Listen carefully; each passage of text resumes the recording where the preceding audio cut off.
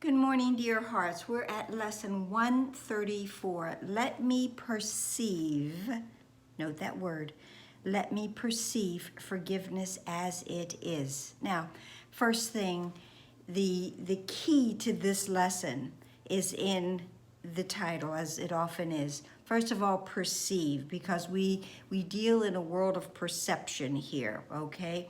And perception is not necessarily what is true, it's only what I perceive to be true. And there I basically very often perceive rhymes with deceive. So in my perceptions, I am dealing in deceptions.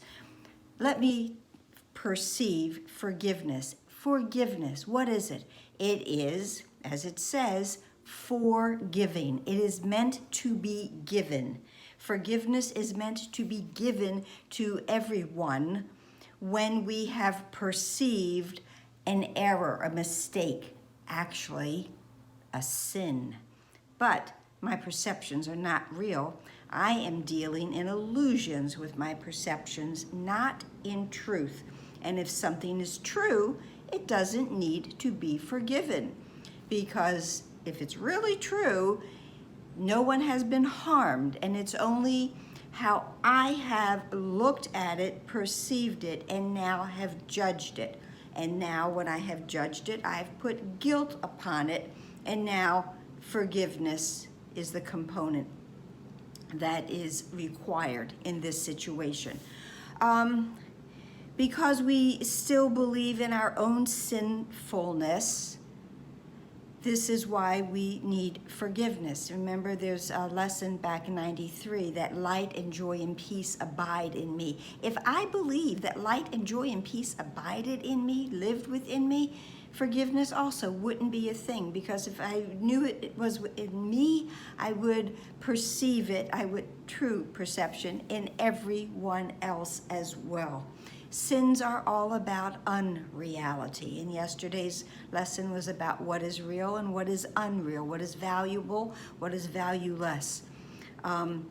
This is an amazing lesson, and again, please read it. I cannot do it justice if I went on for more than 5 minutes, and I'm trying not to.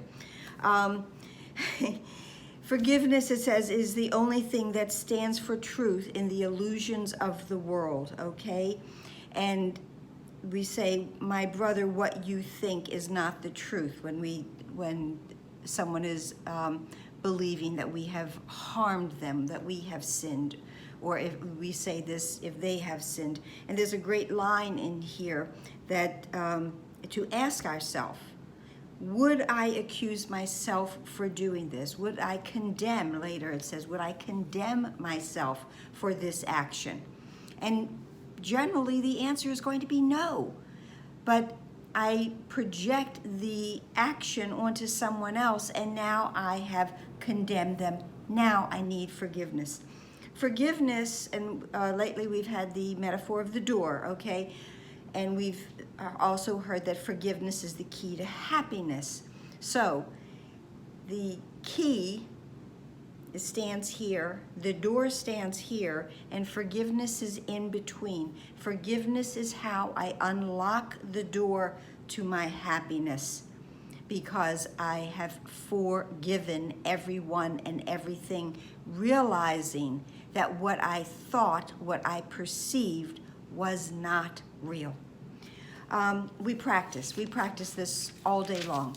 There are, of course, 2 specific practice sessions, 15 minutes each, and in this, it repeats one of the ways to practice, which is choosing someone that we believe has harmed us or deceived us, and to practice forgiveness with that person.